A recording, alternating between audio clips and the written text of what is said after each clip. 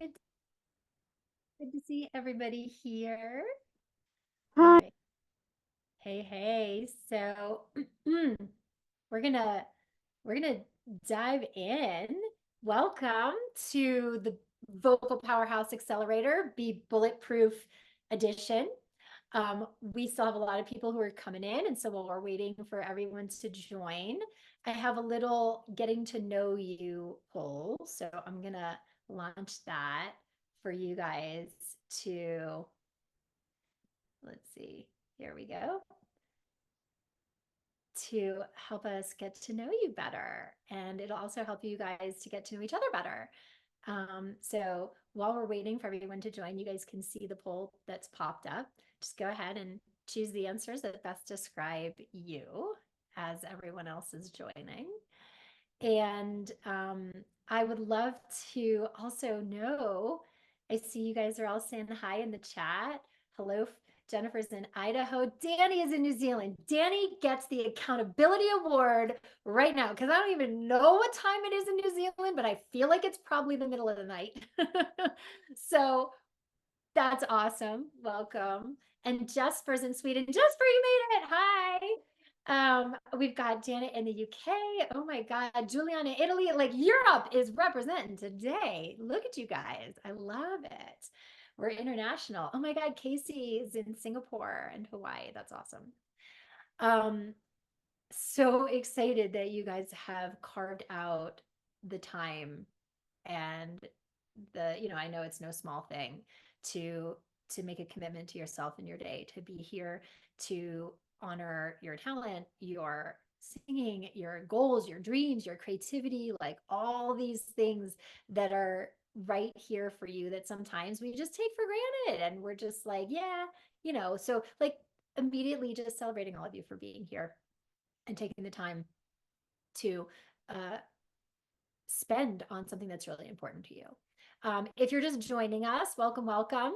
We've launched a little poll, so you probably see it on your screen. So go ahead and fill out so we can get to know you better.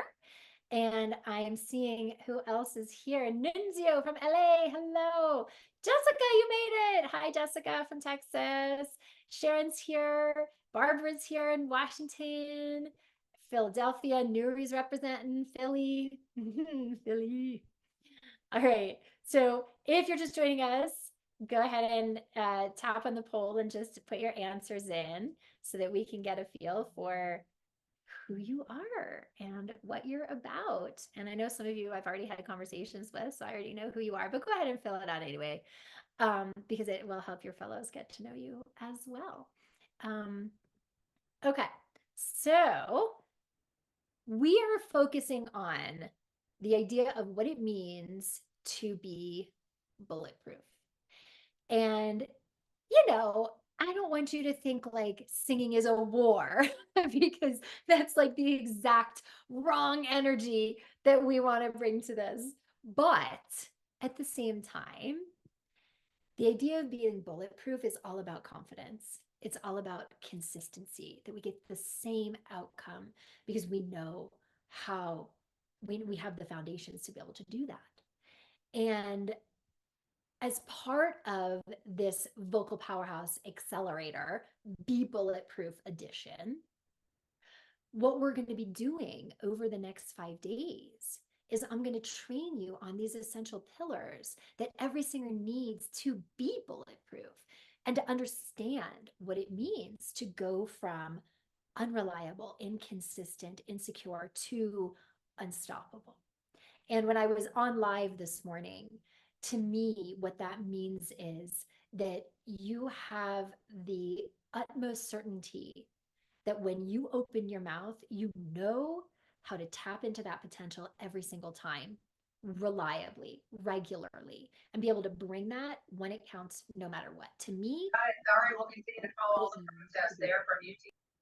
So, um, part of what we're going to be doing today is we're going to be going into what the first tenet of all of that is. But I just want you to know that whatever level that you have come into this with, whatever level you're at, I don't care whether you have some training, some performance experience, but you're not really active in the game right now, whether you're performing a lot with tons of training, but maybe you're not reliably landing those next level gigs, those elite gigs that you want, like whatever level you're at right now. This is about learning to reliably bring it at that next level in your technique, in your performances, in your artistry, in your impact. This is what it means to be bulletproof so that you can go out there and achieve those opportunities that you really want for your singing, regardless of what level you're at. And all of you, because you're here and because you made it a priority to get your butt in this seat today, are already steps ahead of everybody else in your level of commitment, in your level of seriousness, and your level of dedication. So, this is what we're going to be sort of fostering here in this Be Bulletproof workshop over the next 5 days. So, let me just get into a little bit of housekeeping. This is session 1. So, the sessions and the trainings, they build on each other. So, if you come late, if you have to leave early, if you miss a session, watch the replay as soon as possible. And the replay links will be sent to you in emails later today after the session is over. They also have access to them in the Facebook group. So if something comes up and you have to miss part of it or one of the sessions this week, go watch the replay as soon as possible so that what we're building on the next day makes sense to you. Okay. We will get to questions. We have so much good stuff that I want to train you on first. So we're going to do training first, and then we're going to answer questions. So just make a note of your questions, and I will open everything up to questions after we do the initial training. And then you can put them into the chat, or we'll do raise hand function. There will be opportunities throughout the next 5 days where there's times where I will ask for volunteers. I will ask for guinea pigs to get up and sing and coach live on a particular tool that I'm giving you. And so we're going to use the raise hand function for that. If you're unsure where the raise hand function is, it's down at the bottom under reactions. If you look at the Zoom toolbar where it's like mute, stop video, chat, at all those things, if you click on reactions, you can see the raise hand function. So we're going to use the raise hand function for things like that and for questions. What else? Oh, okay. This is super important, guys. This is a safe space. So those who share, those who sing, we encourage vulnerability and bravery. So I have a 0 tolerance policy for meanness in the chat, criticism in the chat, judgment in the chat. Okay. This is the space where you get to fall down and learn and feel safe being vulnerable in doing that. So if I see anything in the chat that smacks of meanness, rudeness, criticism, you're out. Okay. And I don't mean to sound like a hard nose about this, but unless we protect this safe space, makes it really hard for us to do this work that requires so much vulnerability. And then lastly, last piece of housekeeping, we are doing a scholarship contest in this workshop. And so if you come to every day of the workshop this week and you do not miss a single one, every day between now and Friday, at the end of the week, you'll be eligible for a huge surprise scholarship that I will be announcing at the end of the week. So that is a scholarship to work with us in our intensive training program. And I'll talk more about what that is later on in the week. That the purpose of this is really for you to be able to get tools. And so we're not going to focus on that right now. However, if you show up to every single day, every single training from now through Friday, you will be eligible to enter that contest if you're interested in getting a scholarship to come work with us. So get your butt in the seat. Don't miss today. Okay. So today, I really want you to understand the biggest reason why you're still not bulletproof in your singing. And many of you, despite all of your training, you're going to understand why you still experience issues with your sound, inconsistencies, technique issues, confidence issues, why you're not reliably singing and performing at that next level for those opportunities that you really want. And so we're going to talk about the very first thing that we need to do and to address to fix it. If you're just joining us, I've got a little poll going. You probably see it popped up on your screen. I'm going to leave it up for about 5 more minutes and then I'm going to take it down. So just, it's a getting to know you poll. So make sure you just pop your answers in there so that we can get to know you better and your fellows can get to know you better. All right. We ready to dive in? Yeah? Okay. What we're going to talk about first, the first thing that we need in order to understand why you're not bulletproof is to understand what most voice teachers don't teach you that's sabotaging your singing. So let me preface this by saying that nothing else that I teach you this week, literally nothing else, none of the breath support, none of the high note stuff, all the good stuff that we're going to dig into in the rest of this week, literally none of it is going to matter without first getting a deeper understanding of the mind and the body connection in singing. This is the A1, number one precursor to being a bulletproof singer. You cannot be bulletproof if your mind-body connection is either broken or not optimized. So let's dive in. Okay. I'm going to take the poll down now because it's distracting me and it might be distracting you too. So thank you to you guys who filled it out. Super appreciate it. Wrap it up if you're filling it out. I'm going to take it down. Thank you to those of you who did it. And maybe we'll launch it again tomorrow if you're just coming in now. Okay, guys, end poll. There we go. Okay, so being bulletproof, first thing I really want you guys to understand is that being bulletproof is not about talent. Not about talent. You've all got talent. You've all got talent. You're here because you've got a gift and you want to use it to the maximum of your capability. So just knowing, number one, bulletproof is not about talent. What it is and what separates the proverbial men from the boys here, the good singers from the superstars, what is it? If it's not about talent, what is it? Is it about your technique? No. Is it about your high notes? No. Is it about who you know? No. It's about your energy. It's all about your energy and how you use your energy. So what do I mean by that? Let me explain what I mean by this. Your audience responds to your energy, not just your sound and your singing, okay? But the audience is not the only thing that responds to your energy. Your voice is also responding to your energy as well, because the way you use your energy affects your voice. So this is not your instrument. This is not your instrument. This, your whole body is your instrument. So everything that I teach you this whole week is sits on top of that premise that we don't sing with this, we sing with the entire body. And just like a cello player or a tuba player, whatever, makes sure that their instrument is in good working order, we too need to make sure that our instrument, our body, is set up to work our technique as efficiently as possible.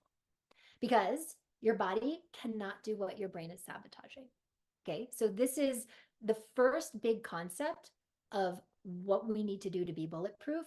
First big concept for today is your body cannot do what your brain is sabotaging. Write that down, tattoo it on your brain, because everything that you're going to learn is an outgrowth of that. So your body is built to respond to your brain in everything. Your body is only ever responding to your brain all day, every day.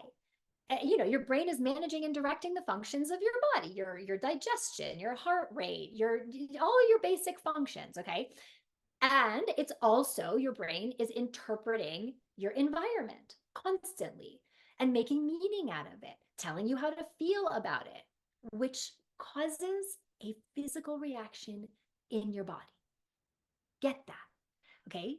That everything that your brain does causes a physical reaction, a response in the body, for better or for worse, consciously or subconsciously. So when we have a thought or a feeling, it lives in the body. And we physicalize our thoughts and our feelings. It's just part of being human. We all do it. Okay, so like if you have a thought that really excites you, you get butterflies in your stomach. That's your body's physical response to that thought. That thought set off a little, what do we call it? Like a waterfall, so to speak, of hormones or chemicals in the run down the body that give you that feeling of butterflies in your belly. And it's the thing that we sometimes notice, and half the time we don't even notice because we're just so kind of used to the way that our mind and our body reacts to things. If we have a thought that really scares us, we go into fight or flight. It's the human response to fear that humans have had since the beginning of time. You know this, right? Like the tiger walks into the cave, the caveman goes into his fear reaction, which will either be brace himself to fight the tiger or flee, run away from the tiger. Both are physical reactions of the body to a circumstance and the fear that it created. So your brain and your bodies are interfacing like this, interacting like this all day long, all day, every day, in ways that you are present to and in ways that you're not. And so let's put this into context that you will all understand. Let's say your high notes are not completely bulletproof. And because of that, you get scared and you have a high note coming up in the song you're singing and you're afraid of that upcoming high note. Does any one of you get anxiety when it's time for the high note? Let me see you in the chat. Who gets anxiety when it's time for high notes? Who is not totally bulletproof on their high notes? Let me see you. Yep, I see Aiden. Yep, Zare. Yep, Frank. Absolutely, definitely. Okay, so y'all are in the right place, first of all. But because you're afraid of the upcoming high note, guess what? Your body is going to physically react to that worry, that fear, that anxiety. And here's what happens. You go into your fight or flight reaction. And if your fight or flight reaction is to fight, right?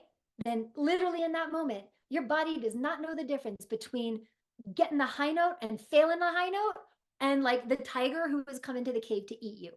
Doesn't know the difference. And so all of the hormones and the brain chemicals and everything gets released for that fight or flight reaction. And so if your reaction is to fight that high note, right?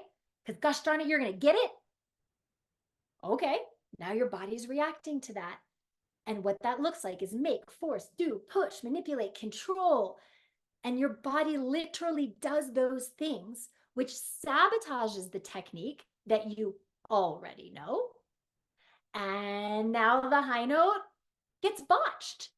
You flub the high note because all of the fear reaction caused the make, force, do, manipulate, control. And now you've completely sabotaged the note that otherwise would have been just fine. And now you've actually created the very thing that you were scared of in the first place. And what makes it worse is now you have evidence you're not good enough. And so guess what? You have evidence that you suck at high notes. You have evidence that it's not going to work. And so then that feeds back in to the next time, the next high note you have to sing, the next high phrase you have to sing. And now you're in even more of your fear reaction. And now you go into make, force, do, push, manipulate, control even more. And you have the bad high note again, which makes you feel even more less than, and it feeds back in. And this is the loop. And if your fear reaction is to flee, it's the same thing. So instead of forcing and pushing, you back away, you take your hands off your technique, you completely abdicate, and the same thing happens, which is you've actually created the bad high note that you were terrified of happening in the first place. And now you have evidence you suck. And now it feeds back into the next time you have the high note, you flee even more. And like, again, negative feedback loop. over and over and over again. Guys, get this, please. You are always reacting to your thoughts and your feelings, whether you realize it or not. When you're singing, when you're not, when you're learning music, when you're in an audition, when you're on stage, when you're in your own practice, you're always reacting to your thoughts and your feelings. It's just a part of being human, okay? It's normal, it's natural. All people have physical reactions to our thoughts and our feelings. And one of those physical reactions is tension. So, tension is one of the ways that the body tries to use to protect itself from the difficult or uncomfortable thought, circumstance, feeling. Okay. So, whatever the cause, whatever the circumstance that created the feeling, it physically lives in our body in the form of tension. So, either we tense up and we back away from the technique, or we tense up because we're going to fight. Either way, the tension lives in the body. But here's the thing, guys, as singers, then it means that the physical reactions to our thoughts and our feelings also live in and affect the way we use our instrument. So, for someone who's not a singer, you know, whoever, Joe Schmo, sitting at your computer doing the, you know, computer job or data process, whatever, you know, physicalizing his thoughts and feelings, it may not be comfortable, but it's not going to prevent him from doing his job. But for a singer whose body is her instrument, it has a dramatic effect on you being able to do your job, because the physical reaction to your thoughts and your feelings affects the energy. There's that word again, the energy that moves or doesn't move through your body, through your instrument. And guys, sound is a form of energy. It's like light, like heat. And energy, if you remember high school physics, energy cannot be created or destroyed. That's the law of entropy. Energy cannot be created or destroyed. It just changes forms. Remember high school physics, right? Whoever thought that high school physics would come in handy as a singer? We all thought we were going into the arts. We don't need to know about physics, right? But it is. It's just physics, okay? Because sound is a form of energy. And you have one job as a singer, which is to impact your audience. And for that to happen, you have to be the most open channel for energy in the form of sound to move through you to your audience. There cannot be any blocks, okay? No blocks whatsoever. The energy and the vibrations, they need to flow freely through the body for optimum singing and technique and sound and impact. And our body's physical response to uncomfortable thoughts and feelings, whether it's conscious or subconscious, it causes energetic blocks. And those blocks live in the body in the form of tensions that block that free flow of energy and sound from happening. So, what's going on in your mind, both conscious and subconscious, matters, guys. Get this, it matters, because what's going on in your mind affects how your energy lives in and moves through your body. And that has a huge effect on your ability to tap into the fullest potential of your body as your instrument, of your voice, to use your technique, to succeed in the ways that you want for your singing, and to be able to create that connection between the story and the sound and the audience. That's what make great performers. So this brings me to our second big concept for today, which is that energy is the link between the mind and the body. So if our goal is to be bulletproof, and the way we become bulletproof is the mind-body connection, then what we need to do in understanding that energy is the link between the mind and body, because it's what creates that connection. And so if the body can't do what the brain is sabotaging, then in order to stop the sabotage so that mind and body are working together when you sing, you've got to understand and align the energy creating the sabotage. So let me explain what I mean and how this works, okay? So the energy that most singers like you are in when you sing, regardless of if it's an audition or a performance or maybe a recording session or even just practicing, the energy that the majority of you are in usually comes from one subconscious need. Does anybody know what that is? And if you were in the February workshop, don't answer. Does anybody know what the underlying need the majority of you are in subconsciously when you perform audition practice? What do you think it could be? Put it in the chat. Any ideas? Acceptance? Close. To be enough? Close. Yeah. Desire, survival mode, validation, to be heard. You guys are all circling. You're all circling right around it. So I'm just going to give it to you because you're all really close. It's the need to prove. The need to prove. The need to show you're good.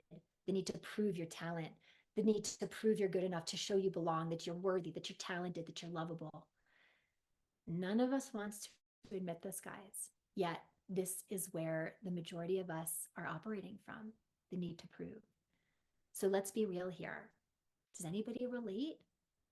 Like, show of hands in the chat.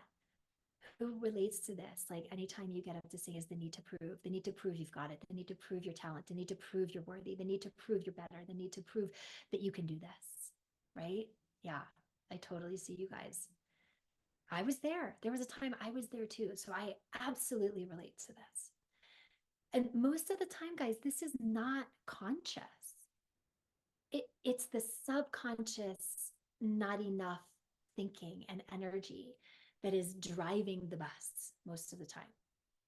And you respond to that underlying subconscious need to feel like you're enough and prove you're enough, usually in one of two ways. So the first way is with much more of an outwardly focused energy.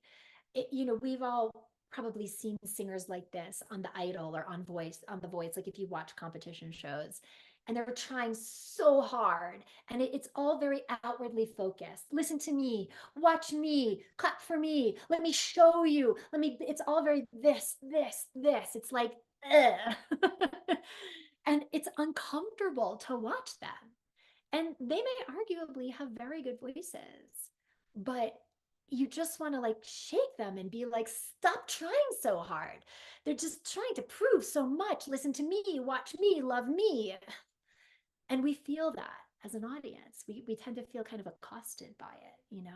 And by the way, it sabotages them from their best sound and their best technique because it makes them push. It makes them push.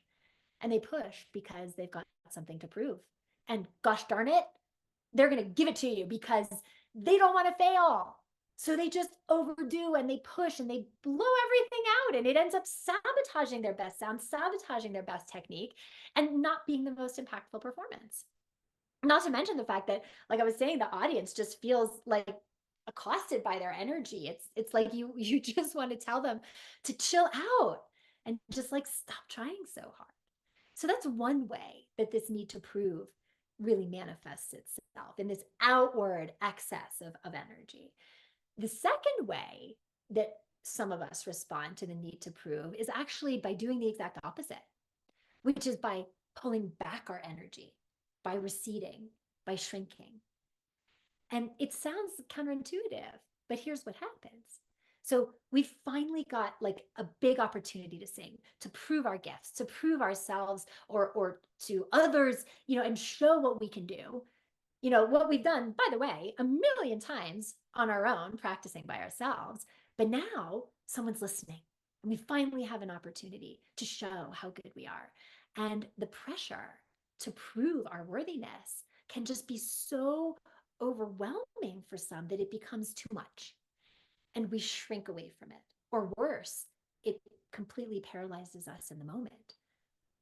And when that happens, we back away. We back away from our energy. We back away from our technique.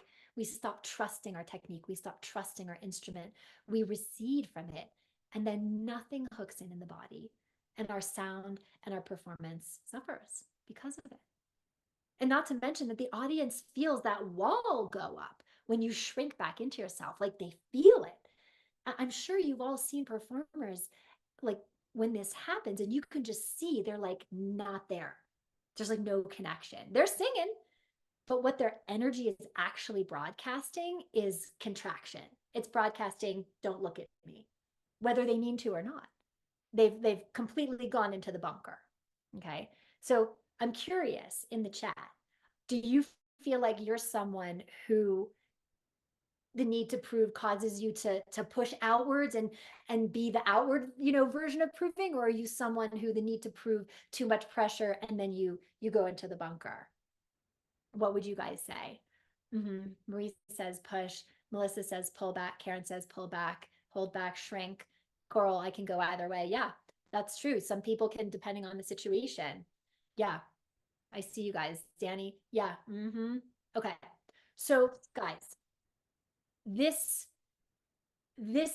I need to prove, and the way that we respond to it with our energy, whether by forcing the energy too much or by pulling the energy back, the need to prove is just an example of what I call stinking thinking. Okay, the need to prove, it's just stinking thinking. And there's no way, zero way, that you can be bulletproof with stinking thinking going on, because it affects your energy in either of these two ways. Either it sabotages the sound or the technique, and because of that, how your body physically responds to it, and it sabotages our ability to connect with an audience. And without both of these things in place, there's no way your voice and your performance is going to make the kind of impact that's going to take you to that next level of where you want to go. And without the ability to make that impact reliably at a high level, you're not bulletproof, and you're not going to have access that you need for those successful breakthroughs to the next level of opportunity that you really want. And then you feel insecure. You don't feel bulletproof. You feel less than. And then you don't act on your behalf as powerfully as you otherwise would to go after opportunities, because you feel insecure, you feel less than, you don't feel bulletproof. And so you don't put yourself out there in ways that would serve your goals and really move the needle on everything you want to create with your singing. And so you stay small, and you continue to play small, and you suffer. So what do we do about it? What do we do about it? First, we have got to change the thinking, because when we change the thinking, we change the singing. And that's the third big bulletproof concept for today. Changing thinking equals changing singing. Write it down, guys. I'm serious. This is the backbone of everything you are going to learn over the next few days. Because guys, I could give you the best technique in the world. And trust me, I've got some incredible tools and technique, and we're going to dive into this and really get our hands into that clay over the next few days. You're going to hear things that nobody has ever taught you technically before. You're going to hear things that nobody has ever shown you technically before. And none of that will matter if you don't get these concepts first. Why? Because your body cannot do what your brain continues to sabotage. And so if we're going to change the thinking, I'm sorry, backwards. If we're going to change the singing, we've got to change the thinking first. Because, say it with me, changing thinking equals changing singing. Okay? Do you guys ever notice that you always sing better when you're like alone in the shower or alone in the car? We did a little shower singing challenge like a month or so ago because of this. So do you guys ever notice that? Like who notices that? Yeah, great acoustics in the shower, Wendy, but do you know why it's better in the shower? And it's not because of the acoustics. I mean, it's fun, but it's not because of the acoustics. Confidence, yes, to some degree, because when you're in the shower, when you're in the car, you've got nothing to prove. That's why you have more confidence. There's nothing at stake. How you sing is not a reflection of your worth in that moment. There is no success. There's no failure there. You're just in the car. You're just in the shower. You're just trusting your instrument in that moment, trusting your technique, because in that private moment, you're enough for yourself. Think about that. In that private moment, you're enough for yourself. Your thinking is making meaning out of where you are and creating circumstances in your body that allow you to use your instrument and your technique for you instead of sabotaging them against you. And so you're able to just tap into that potential, and there comes the sound. So while I can appreciate that the acoustics are better in the shower, that's not why you sing better in there. It's because in that moment, your thinking is different. You're enough for yourself. So you let go. You have nothing to prove. You're not in your tension anymore. And your thinking gives a different meaning to other circumstances like performing, auditioning, recording, these things that create a different outcome in your body, making it sabotage you from your best sound, your best technique, your best performance. You see how this works, guys? So keeping your instrument in optimum shape to embody the best technique and make the best possible sound means understanding and addressing the part that your mindset plays in creating these things in the first place. And then being very intentional about training your mind. Because, say it with me again, your body cannot do what your brain is sabotaging. Any athlete will tell you that. That's why like Olympic athletes and pro athletes, they understand like that they got to train the mind too. They all have get your head in the game. Like they get that. And singers are no different. Singers are no different, but they're just not trained that way. But that stops now. And that's why you're here. And that's why I'm here. Okay. Because when we change the thinking, we change the singing. We can't do one without the other. And by the way, this is why so many of you experience tension when you sing. I mean, I saw some of you in the chat at the beginning, right, commiserating with the tension, but how many of you hit me in the chat, say yes, me, whatever, have tension when you sing? Tell me in the chat. Who has tension when they sing? Let me see. Yep. So many of you. Nuri, Rachel, Jennifer, Casey, Anne, Autumn, Cody, Eva, Anthony. Yep. Nunzio. Coral. I would venture to guess that like at least more than 75% of you experience some form of tension when you sing, whether it's in your jaw, your neck, your tongue, your torso. And tension in singers is caused by two main things. Improper breath support is one. And tomorrow we're going to get into breath support and the keys to breath support that works for you instead of against you. Trust me, you guys think that you've been taught support before, but I guarantee you there are aspects of this that even those of you with tons of training have never heard before, which I'm super excited to show you about. So don't miss tomorrow. But I could give you the best training on support tomorrow, and it won't matter, and your body won't do it if your body is holding tension to try to protect you and keep you safe from failing. And here's what that looks like. So, okay, I have a question.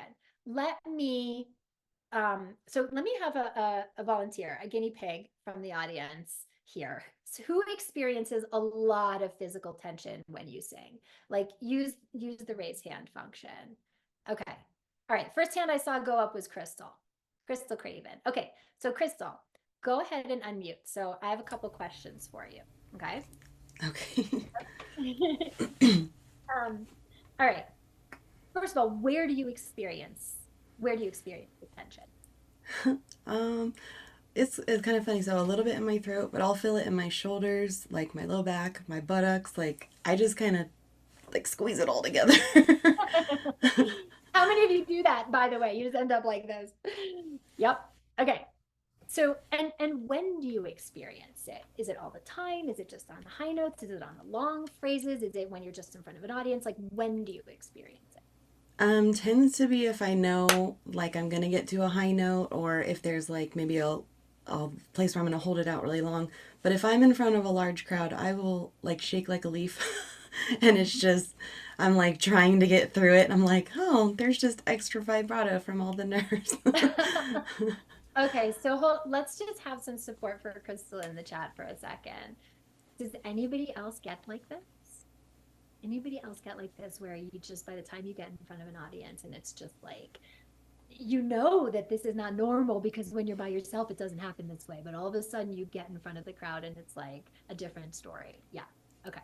So first of all, Crystal, This is common. I mean, look at your fellows. Look at your fellows in the chat, okay? Like, so you're not alone in this, okay? And so I'm curious, if you don't get the high note, if it doesn't go well, if you don't get it right, if it doesn't sound good, what is your biggest fear?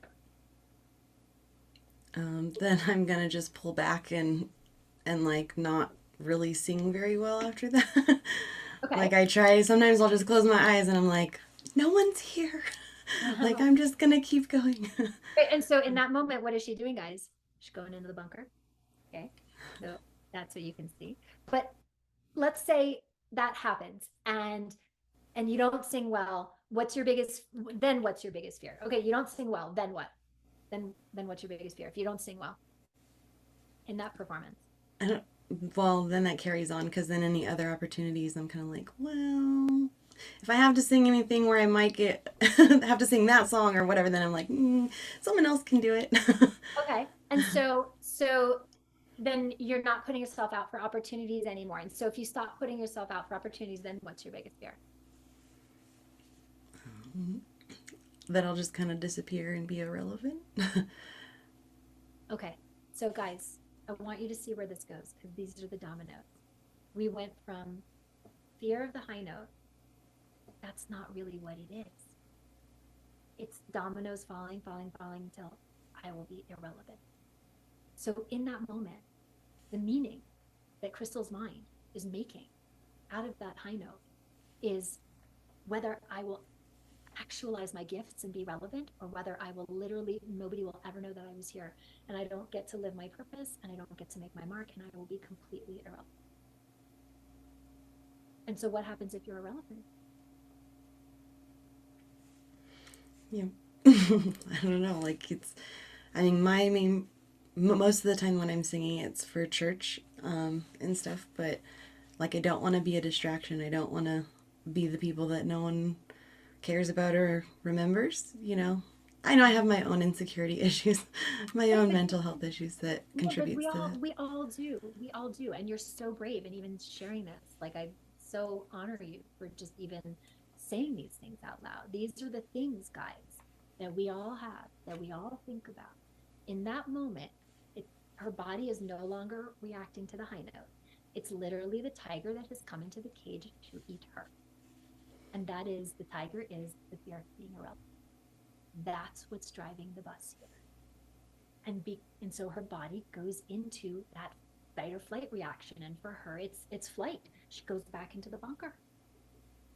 And then all of the technique that she otherwise would know, all of the ability that she has when she's just on her own, singing in the shower, singing in the car, it's not available to her because her body's reacting to the ultimate fear, which is, what if I fail and I'm completely irrelevant? And your ego mind doesn't want that. Ego mind cannot abide that. So it's going to do whatever it needs to do to protect you. And so you are literally in that. I mean, you've ever seen a child who like is so scared, and that's what it is. And that's a normal reaction to fear. However, in that moment, the fear is not real, meaning it seems real. Like in our mind, it's, you guys ever heard the acronym for fear? FEAR, false evidence appearing real. Anybody heard that? That's my favorite acronym for fear. FEAR. Somebody put that in the chat. False evidence appearing real. In the moment, what it is, it's just a high note. I mean, it means nothing. We assign meaning to it. We assign meaning to everything. This could be my finger, or it could be, if you're 6 years old, a magic wand. I'm assigning the meaning to it. You know what I mean? And so in that moment, the fear of being irrelevant is so strong. And that high note becomes what it means, success or failure, in the rest of your life, whether you're irrelevant or whether you're impactful. And that's so much pressure. And so your body lives in that and that tension. And that's why it like literally doesn't know what to do. So it goes into that fight or flight, and amygdala brain, like lizard brain, starts to release all of the stress hormone is Oh my God, it's escaping me right now. Cortisol? Yes, thank you. Thank you. All the cortisol and all the, and so now it's in your body and you can't get out of it. It's like it's there. You know what I'm saying? And and so what happens is there's a reason why that's happening. And it's because Crystal's body is literally trying to control the outcome because she does not want to fail. Because in that moment, failing at that high note literally means being irrelevant for the rest of her life and failing in her dream. That's what mind is making it mean. And your ego mind doesn't want to feel that. It doesn't want to experience that. So your body is going to try to do everything possible to control that outcome so you don't fail and end up being irrelevant. And that's what is creating that overwhelming amount of tension that you experience when you sing. And guys, no amount of cutting edge technique that I give you and that we work our singers hardcore on, we really do, but none of that will help if you still have tension unless the root of the tension is addressed in the moment of singing. So first of all, can we have a hand for Crystal for just being so vulnerable and sharing? And you can go back on mute, Crystal. But I really want you, Crystal, to look into the chat because like you're so not alone in this. So many people are resonating with you here. Okay. And so it's the same kind of thing. Like for those of you who have had a lot of traditional training, like, do you guys who've had a lot of training, do you ever feel like intellectually you understand what your voice teacher is telling you, but your body is like, nope, not going to do it. Can't do it. Like intellectually, you get it. You know what they're asking you to do. And yet in that moment, your body's like, hell no. And then it like starts to create such a cyclone of like blame and shame and perfectionism and all of these things that you then it's like the joy of singing has just completely been beat out of you. And if you have classical training, probably can relate to this.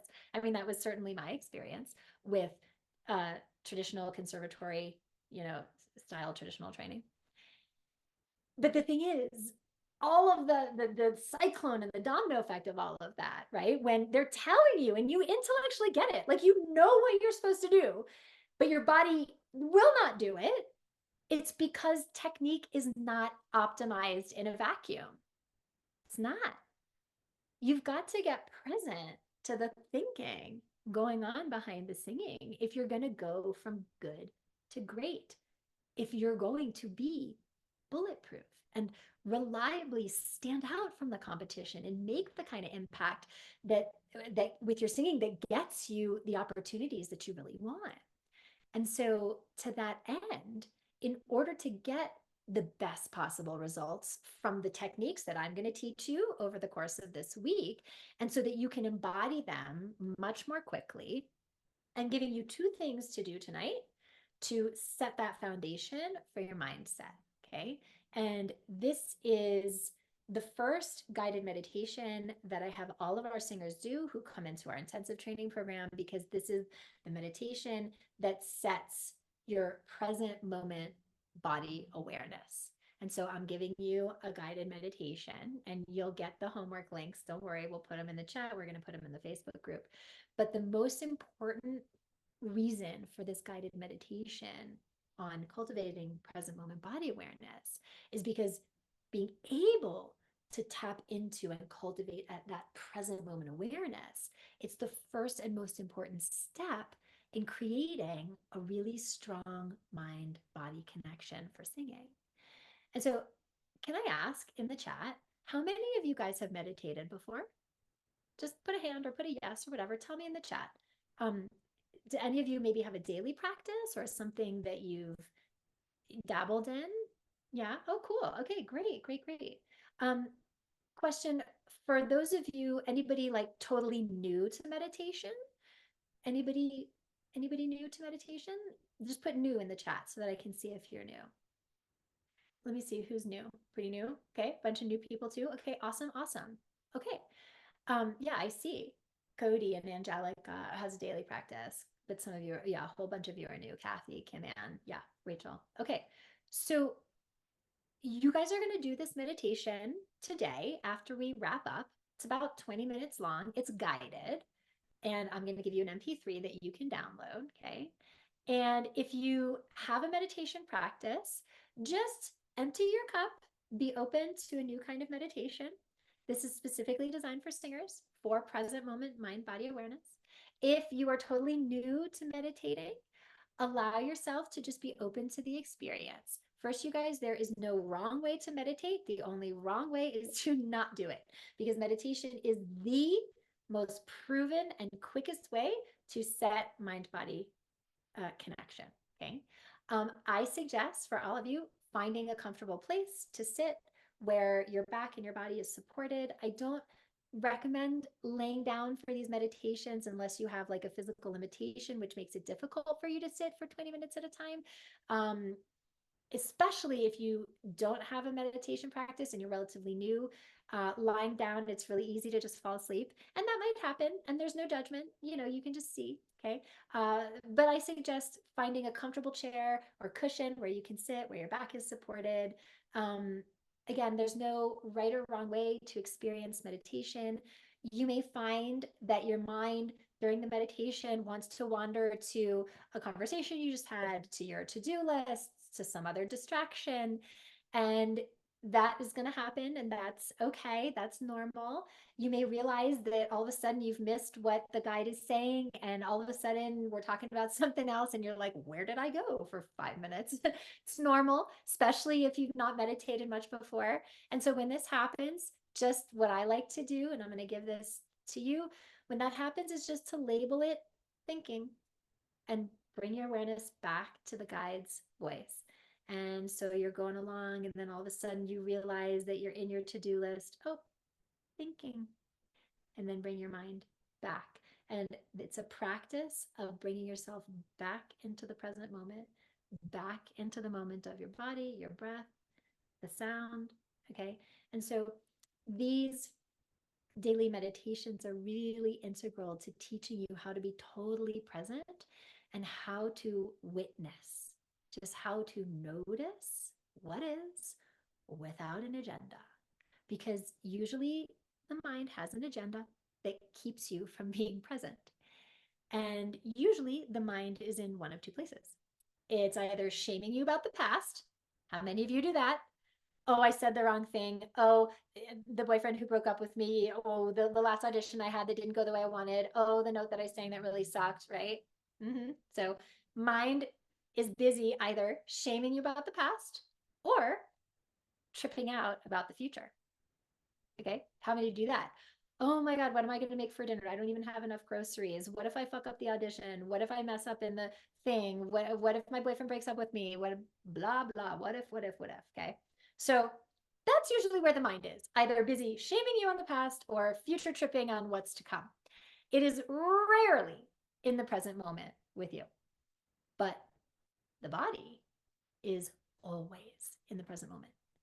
So when we teach the mind how to be in the present moment with the body, now we're setting up a very efficient mind-body foundation for your singing, which is why we're doing this. So your mind is now reacting to the present moments of your body instead of the opposite. Your body reacting to all the crap going on in your head. Okay?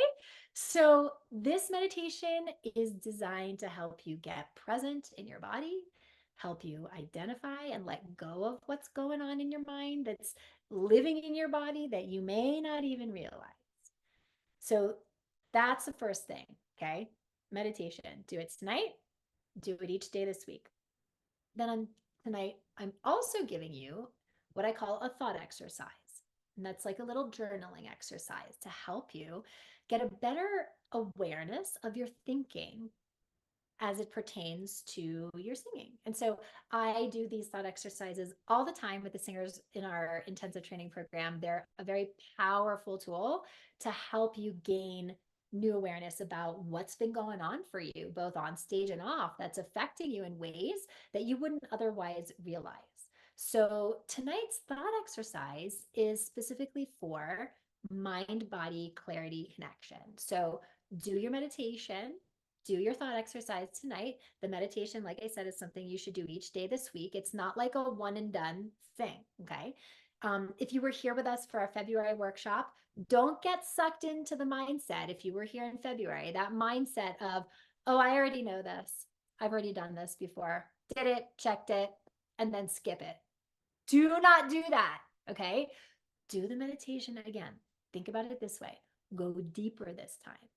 Approach the meditation with all of the new awarenesses that you've had since February.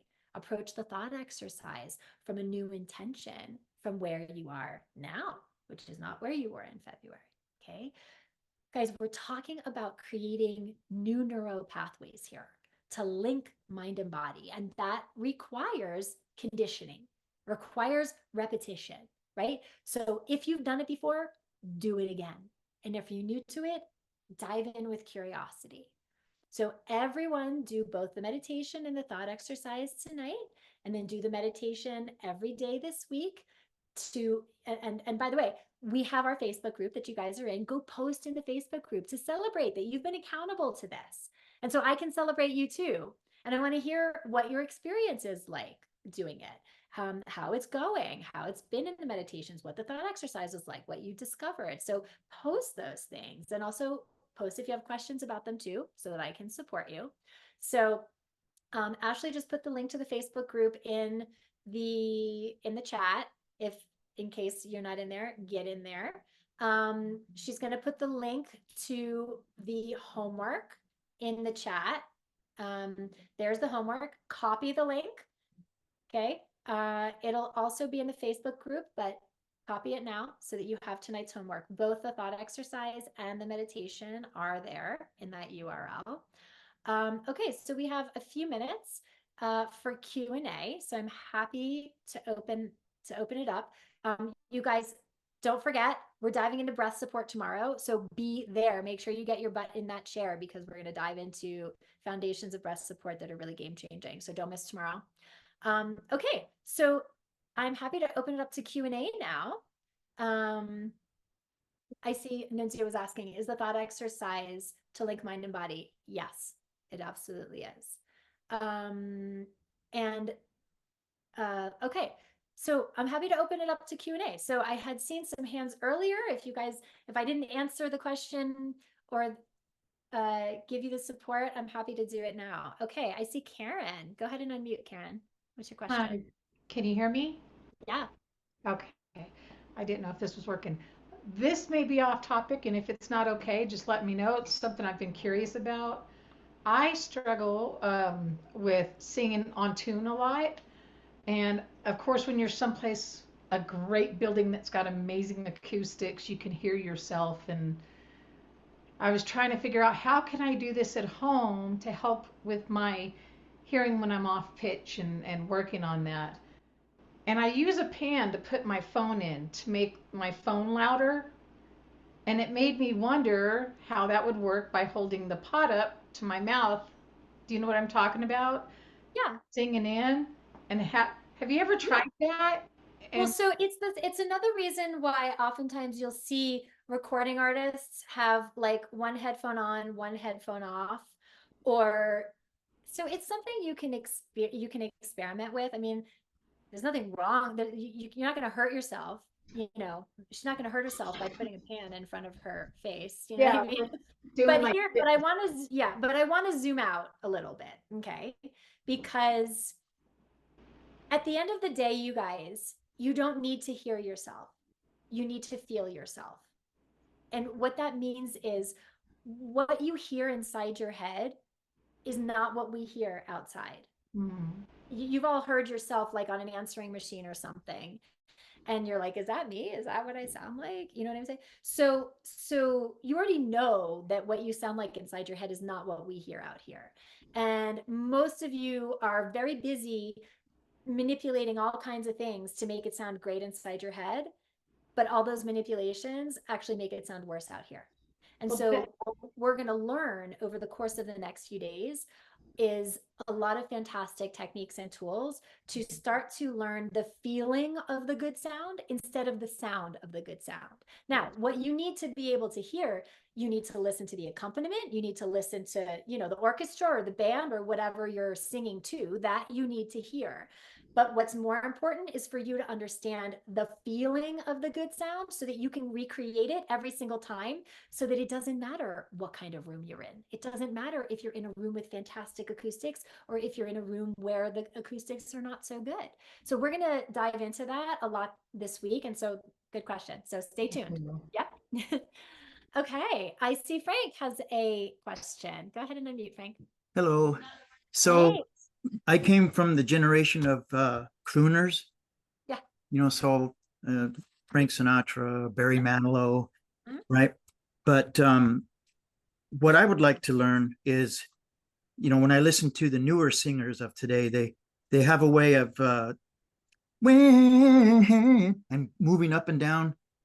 So are you talking about like lots of ad libs and stuff? What? Lots of ad libs. Is it ad-libbing? I don't know what they call it. Yeah, it's ad libs, it's melismas, it's and that's only a certain style. I mean, that's a lot more R&B and R&B pop. But Okay. if you listen to singer-songwriter, if you listen to rock, if you listen to folk, they don't really do that. It's a stylistic thing for what's kind of very popular in terms of like R&B top 40 pop. Riffing. I see everybody typing up. Yeah, it's riffing. Yeah. Yeah. So will you be getting into that? Because that's a whole different type of singing to me. And I think it's much more expressive, because, but when I try it, I can copy them, but to do it on my own in a song and try to do that same type of technique, Mhm. I don't know the slightest place on how that's done. I'm like, that's amazing to me. Completely. I was like, wow, that's my crooning isn't singing. What they are doing is singing, because they make me cry. Okay, Some so of them are so awesome. if I may, Frank, Please. this is a mindset thing. It's not a technique. This is a what? This is a mindset thing. It's Okay. not a technique thing. Because did you guys hear? So I'm going to mirror back. He said two things. Number one, he said, what I do is not singing, that's singing. So automatically, Frank has a value judgment as to what is singing and what is not singing. And so he's already making himself less than by what he does. And how is that going to live in his body? Does that make it so that you can make a very free sound? Probably not. And in order to riff, you got to be really free. Okay. So that's the first thing. The second thing is, and this may or may not be the answer that you want to hear, not all voices are built to do all things, because not all bodies are built to do all things.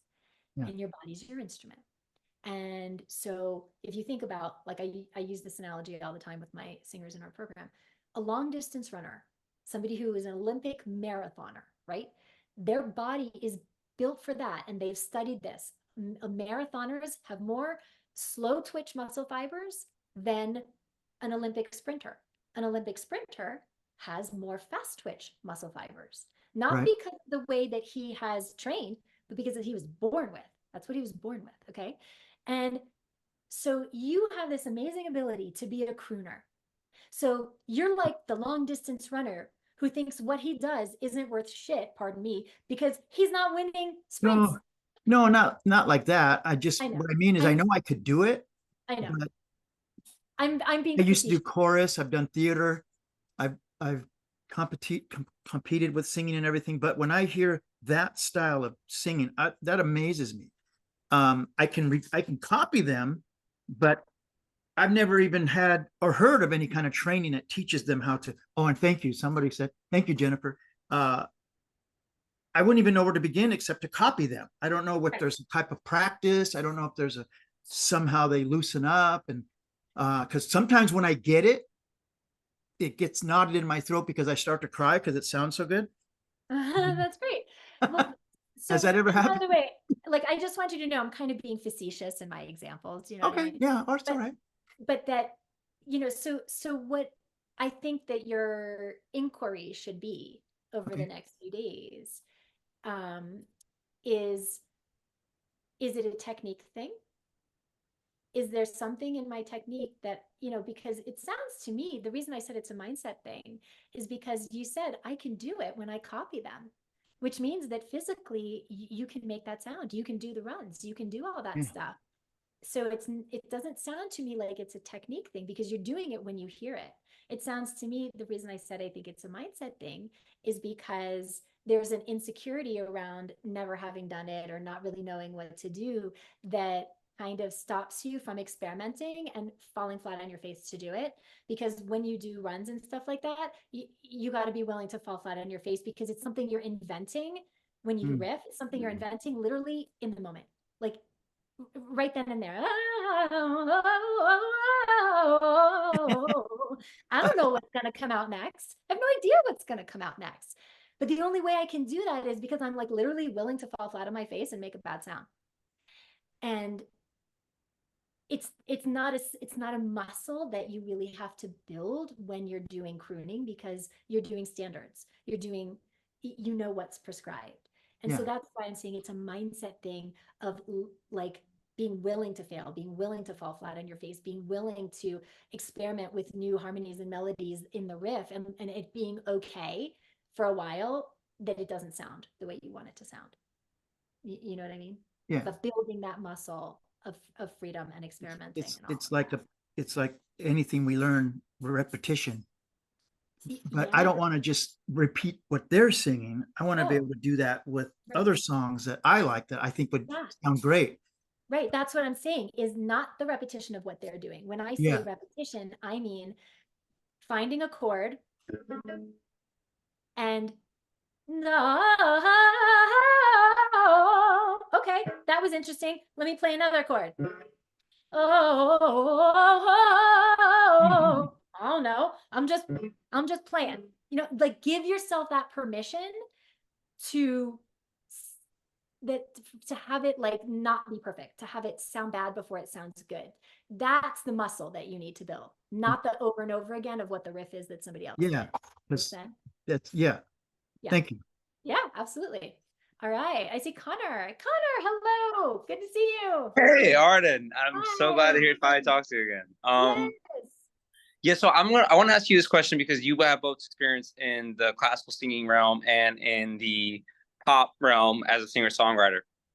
And I wanted to ask you about, in terms for the people out there that are songwriters or who've chosen that they want to focus primarily in the realm of songwriting, is there anything in particular in terms of how you think they should go about their vocal training, in addition to other stuff like learning songwriting and other things? But in terms of vocal training, anything in particular that might be different than, say, someone who's doing musical theater, opera, or jazz or something like that?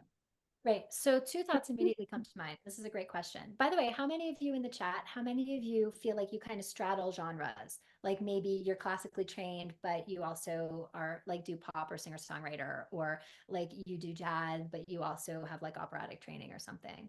Okay, cool. Oh my gosh, so many of you. That's awesome. Yeah.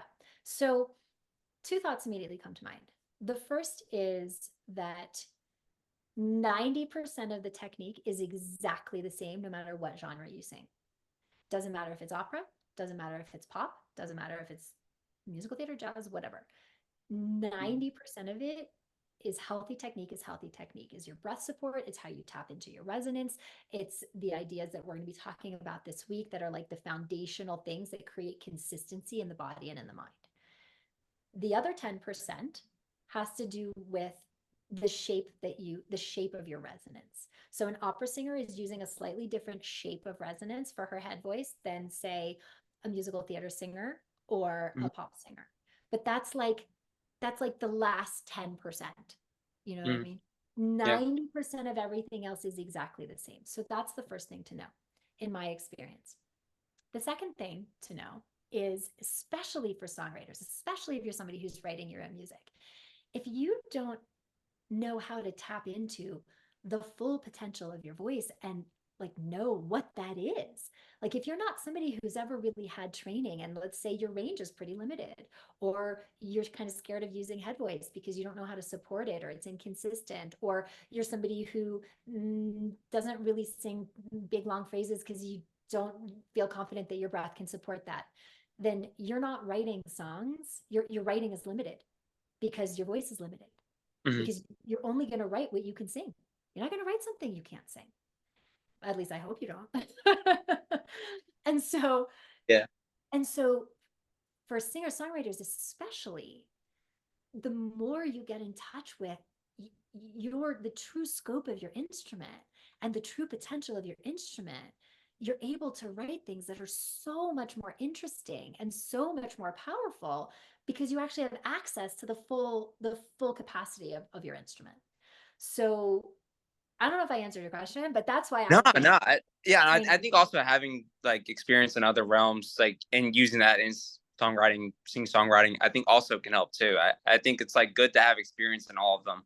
I just wanted to know because you had that. If there's anything you noticed in particular.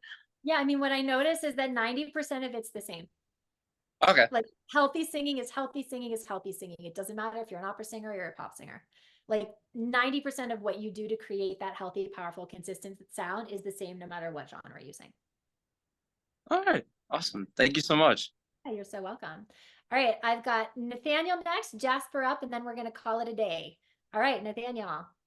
Well, hello, Arden. I just got to tell you, you're absolutely amazing. I know you know that already. My my question is, when I sing material from other artists, I have a tendency to imitate the artist. That's not good, is it? Like I do a lot of Stevie Wonder and different people. Okay. So what it means is that you're incredibly versatile if you can sound like a lot of different people. So that's not in itself a bad thing, right? But if you're somebody who is writing your own music or somebody who wants to bring your stamp to a cover song or something, it can be really hard because you're a really good parrot, but you don't know what your lane is, what your mojo is.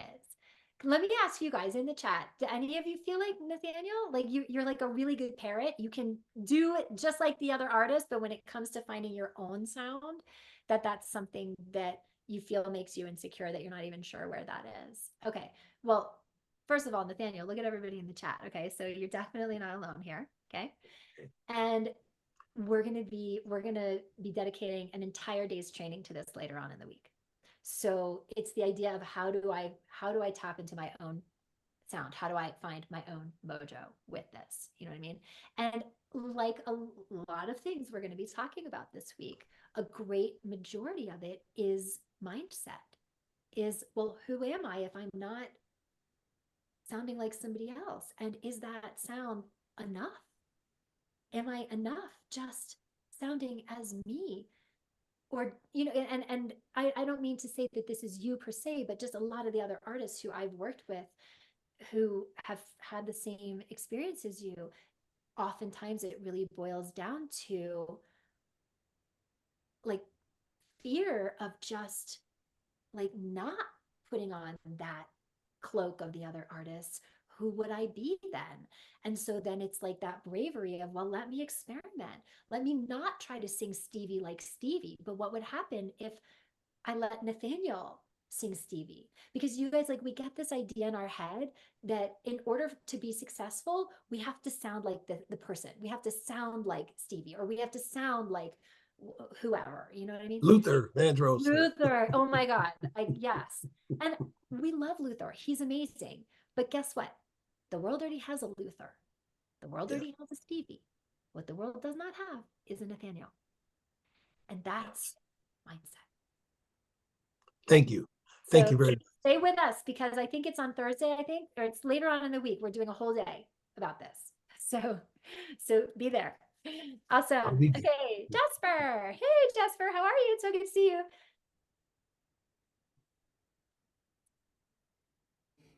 You gotta Can you unmute. hear me? Yes, now I can hear you. I'm here. Firstly, I just have to say that I recognize so much of myself in so many of the other people speaking, especially Nathaniel.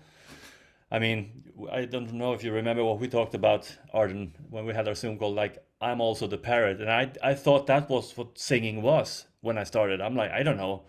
I have to choose who I sound like and then sing like that, you know. But I have like kind of a follow-up question to what Connor was asking about, because I mean, healthy singing is healthy singing, but some teachers say like you have to have the tongue in the bottom, or some people say you have to retract it a little bit up, and some say pull the stomach in, and some say stomach down and out. And it's kind of hard to figure out. I mean, do you have to choose like a style and go with that, or should Okay, you like figure it time out? out, time out. Yeah. So there's style and then there's technique, and those are two Yeah. Oh, yeah, totally, yeah, yeah. Yeah. okay? Yeah, I So, meant some people advocate for different techniques, I guess. yeah, okay. So here's how you know if the technique is not good. Mm. First of all, how do I want to put this? So you guys, I mean, you'll learn this about me. It's like I'm like so honest, like I don't I don't pull any punches, okay? Yeah. How many of you in this room or in this chat, whatever, just type into the chat, say me or say yes. How many of you feel like you're really happy with how your voice feels when you sing, how your voice sounds when you sing, and the results that you're getting in the form of the opportunities that you want? How many of you are happy with that? Right. Could you repeat it? Sometimes. What was the question? The question is, how many of you are happy with the sound that you can make, the way it feels, the way it sounds? Like if it might sound okay, but it might feel like super tense and strained. You might Yeah. get vocally fatigued from it. How many of you are happy with where your voice is and where you're at with the opportunities that you're getting from it? Right. Most of you sometimes, kind of, mostly, not really, da da da da da da da. Okay. With all respect to all of the training that every single one of you has had, if the answer is not unequivocally, it feels great, I can trust it, I know that when I open up my mouth, I can do exactly what I want. And when I get on that Yeah. stage, I'm going to do the exact same thing. If that's not the answer, then the training is not serving you. That doesn't mean maybe it wouldn't serve somebody else, but it's not serving you. Mm-hmm. And unfortunately, there's a lot of really misinformed people out there who call themselves vocal experts. And Yeah. it's not coming from a place of like they're trying to be dishonest or they're trying to dupe you or whatever. The problem is that anybody can call themselves a vocal expert, number one. And unfortunately, there's like no certification like there is if you're going to be like a trainer in a gym. I mean, you're a trainer, Jesper. How many Yeah. certifications did you have to go through to get that? A There's just couple of them. yeah, like basic levels of knowledge, right? And Yeah. unfortunately, anybody can call themselves a vocal coach. And the problem is that they themselves have been the beneficiary of wrong training. Like, and it's Yeah. just physiology, guys. Like, it's just physiology. And everything that I'm going to be teaching you over the next few days, when it comes to breath support, when it comes to resonance, things like that, it's just physiology. And anybody who's telling you things that make you feel strained, that where or you're not getting the sound you want, or it hurts, or it makes you vocally fatigued, or it's not sustainable, or it causes a lot of tension, it's not for me to say. It's your body is telling you this is not Yeah. working. It's like a flag. It's like the flag. This is not working, right?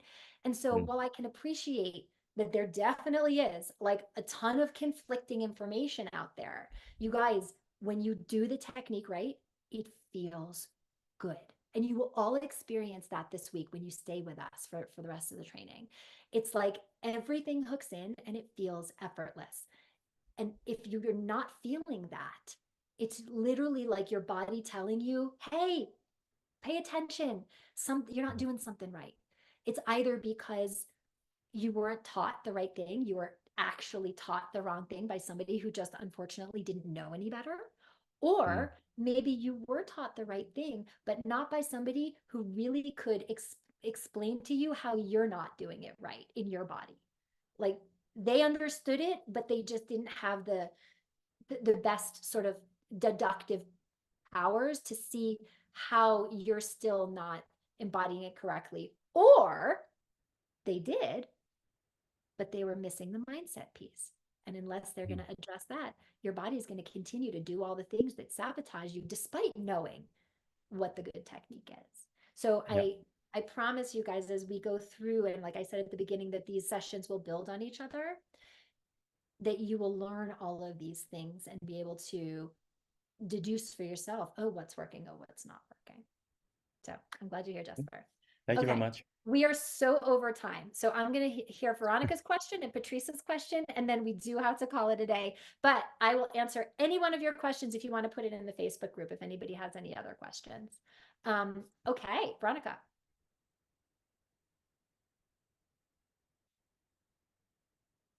I think you have to unmute.